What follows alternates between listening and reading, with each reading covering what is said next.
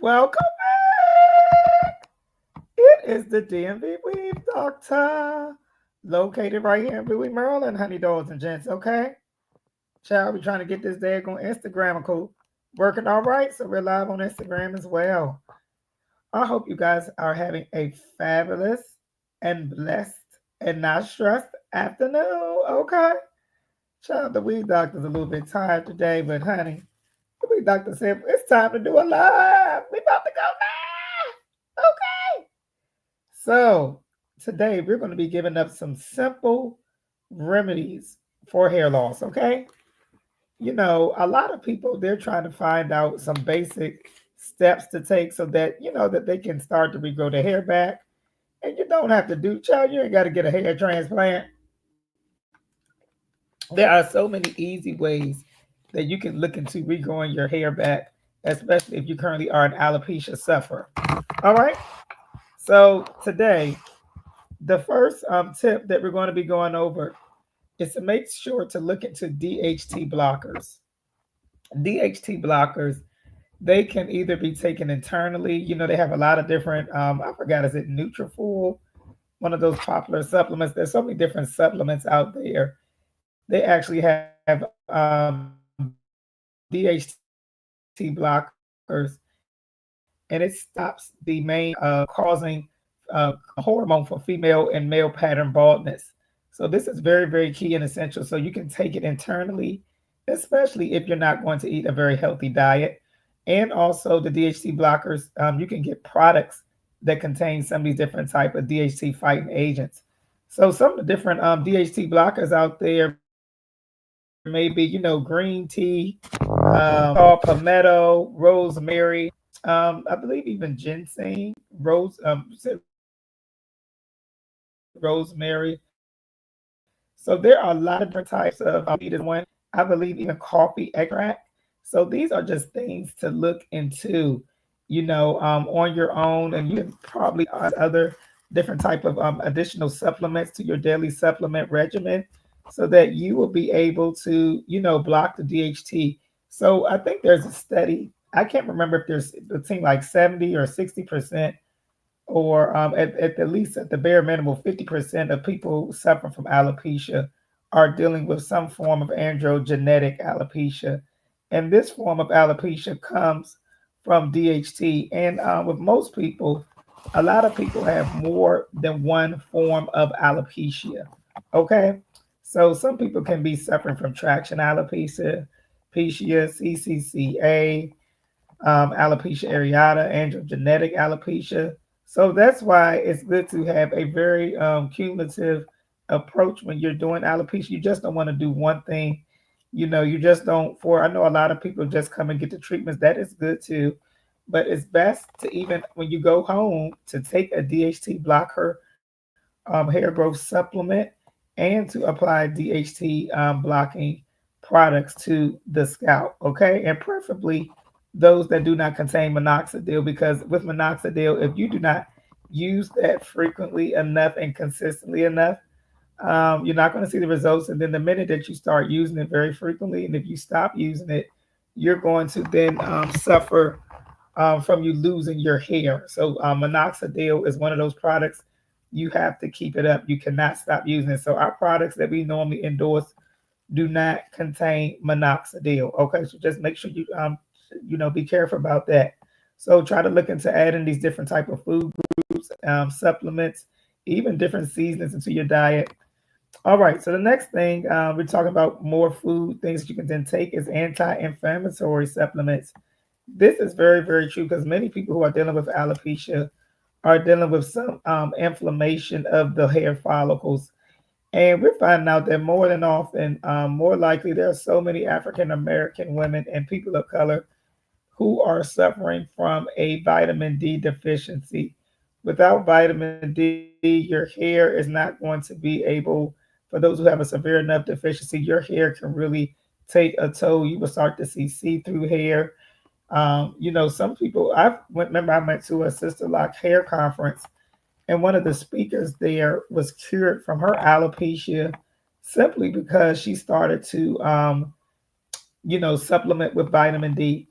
Now, I would suggest for all those who are suffering from alopecia to get a vitamin D panel from your local primary care or either rheumatologist or any other doctor that you think that can test you for vitamin D because it's excellent for immune function.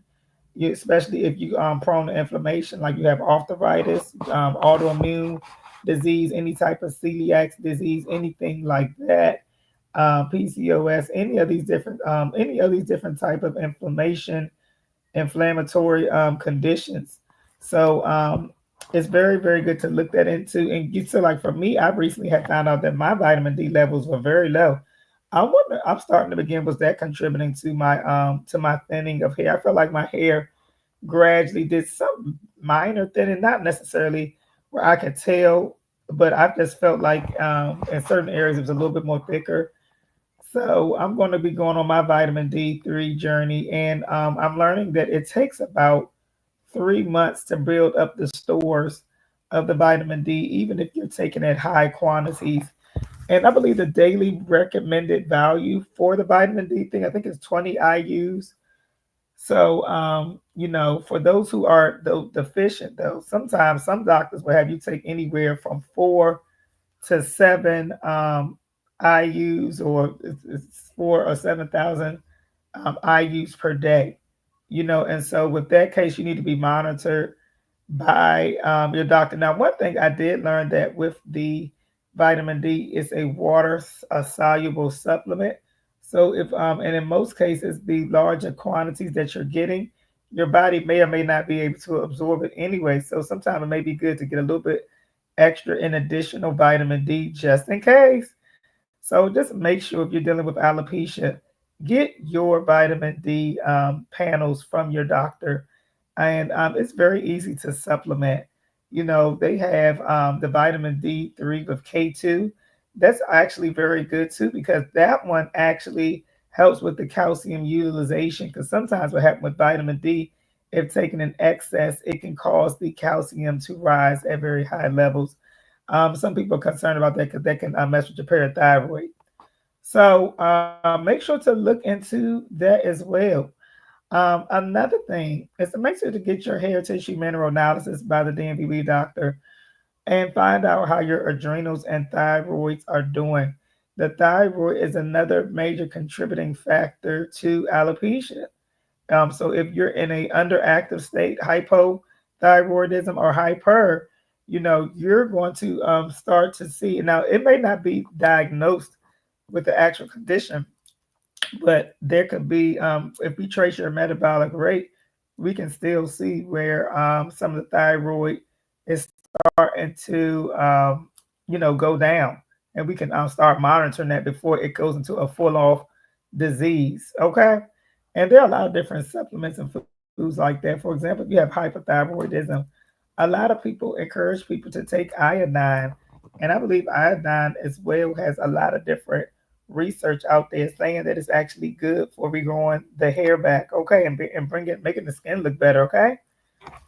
So that is another friendly tip. Another thing with the D3, um, in conjunction with that, it's good to also look into omega-3 fatty acids. If you have inflammation anytime, especially for most of us African American women, a lot of us can be dealing with high cholesterol, high blood pressure, and diabetes. And if you have those problems going on, or arthritis, any autoimmune conditions, you really need to look into a high value omega-3 supplement. I've recently started incorporating cod liver oil. I know, right, from back in the day, cod liver oil, and that's one of the highest contents of for omega-3 fatty acids. And so the next one above that is mackerel. Okay, so some of these different types of omega-3s, really, we really have to look into increasing that because we eat so much different type of seed and grain oils. I didn't even realize. I did some research the other day. Canola oil comes from corn. Okay, that's what the name canola. Girl, they done gave old Canola a name. Okay, from the corn. I said no, they didn't try to give her a ghetto name. Okay, a nickname. So, and as you know, grains, they really are not good for people with inflammation, especially if you have an autoimmune condition. It tears up the gut lining, especially because a lot of the corn now is GMO. So that's why it's very, very important to do, um, organic based foods. Also to do pasture raised and pasture grass fed foods. Okay. So make sure to look into, the grass fed butters, the pasture chicken. Some people even say pasture pork. And I was looking the other day. They were saying we were talking about vitamin D, eating lard. Okay, now be careful. Now, you guys, don't let the weed doctor get you in trouble.